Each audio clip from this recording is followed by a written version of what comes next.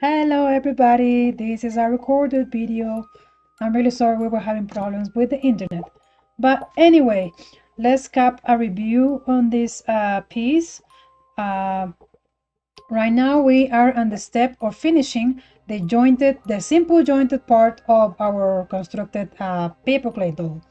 So, as you watched in the previous class, we dig out her little torso.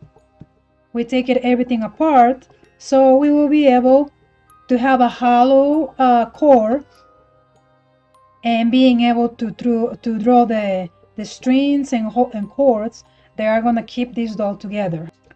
All right, as we watched in the previous chapter, I believe it was a pretty much previous chapter to this one. Let's go and hook our pieces. The head already has it. Okay, I'm using the same as a small size.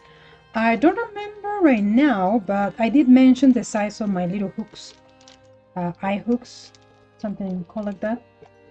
So you can just go back and watch that chapter.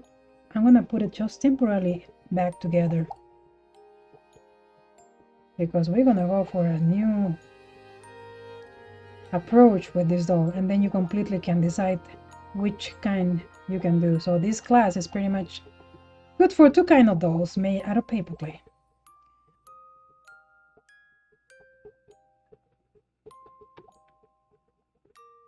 I think I got it here. I really want to show you that you can do this when the torso is only one piece. Ta-da! Victory. There you go. Victory! Look at that. Oh, sorry. There we go. Victory arise. You see, it is possible. You need to have a little bit of patience, but it is possible to put it all together when your torso is just one piece. Okay? It's not like it's impossible. The only thing you need to have is the torso hollow. That's why we hollow it. Okay? All right. Oh my god. Oh my god. This is so cute. Look at this. Oh my god. And it's just very simple. Oh, yeah, it's just a simple jointed doll. Woo. If I go put the leggies on the side like that, oh my god. She can sit. She can sit. There you go. That is an accomplished work. If I am able to sit her in a very simple joint connection, that's cool. Oh my god. There you go. I am so excited, even just for that. Look, her belly is opening. This won't be happening if it was one piece. But you see, there is your one torso piece jointed. And look at how she moves the head also. Let me put it on this angle here. Oh, now she's sleeping. Oh my gosh. This was a very fun project. If you are new making dolls, I dare you to make a doll like this. Does it have to be a skeleton? No, it doesn't have to be a skeleton. Do a real child. Do a something like a baby doll or something like that. This was extremely fun project. So there you go. That's your first option. La la la la la. That is your first option with making this basic paper clay dolly. So I'll catch up with you with a second approach to this dolly. And just because I'm gonna keep on going with this design, I'm going to make it partially jointed. Just a heads up, if you ever heard about ball jointed dolls, I have the best rated course in Etsy at least about making a full ball jointed doll. But here goes a hint for you for the work we have done right now. The neck, the shoulders, and the legs, the hips connection, that is how exactly you do those joints for a BJD. There you go. I'll catch with you in the following chapter.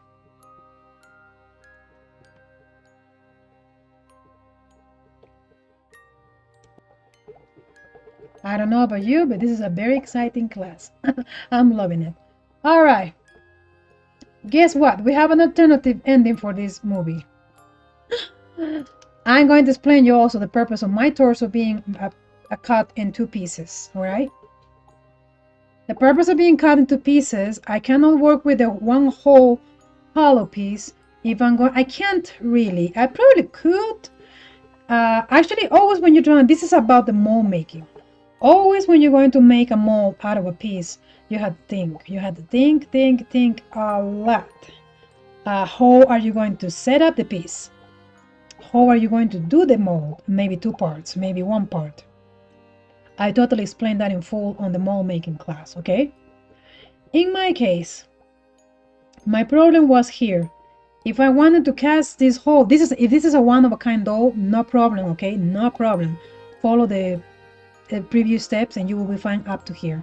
And then you can make another one, no problem, okay? But molding is different. So my problem is here on the torso. This torso had to be hollow for the cast, for the resin doll. It has to. So as you can see, this is pretty much the longest bit. You can't really find something longer than this. So if I wanted to dig a hole on my torso, if it's a one full chunk, I probably would get away drilling holes on the arms and the legs. The legs probably easier. It's very short distance there. But if I wanted to drill a hole, let me get off my sound here. If I wanted to drill a hole from the neck to fit the little leggies, as you can see this drill, it won't be possible. It won't be possible to do that digging. So that's mainly the reason why I'm separating the torso. I don't really have to do it. I don't really have to. But that's the main reason. It's because I'm going to cast it. So if by any chance in the future you need to replace the cords, because you know it's just elastic, it will wear out eventually. You're just gonna go ahead and you're just gonna cut it. There's no other way out of here, okay? Water. I don't need this torso. I don't want to get it wet, so I'm gonna put it away. The same thing with the head. All right. So is this? Is this? Oh no, it is like that. Just like that, pretty much. Oh my God, this is sneezing. And well, like I said, water to help the connection. So for me, this will be 100% easy. Just cast these parts like this and then book, connect them together. It will be also more helpful when I'm stringing. When I'm stringing it all together, it will be quite a bit more helpful. Water.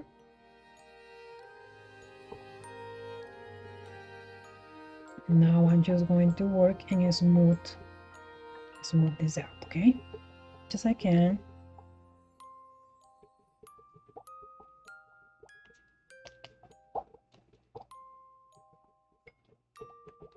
And with that will be pretty much the end of today's class, okay? Because I had to let it dry. You guessed it.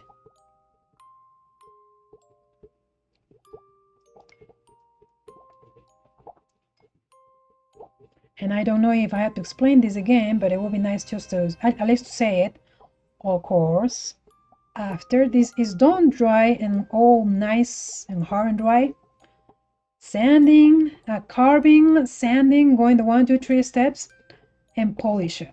Okay, so for the next class, this should be pretty much dry.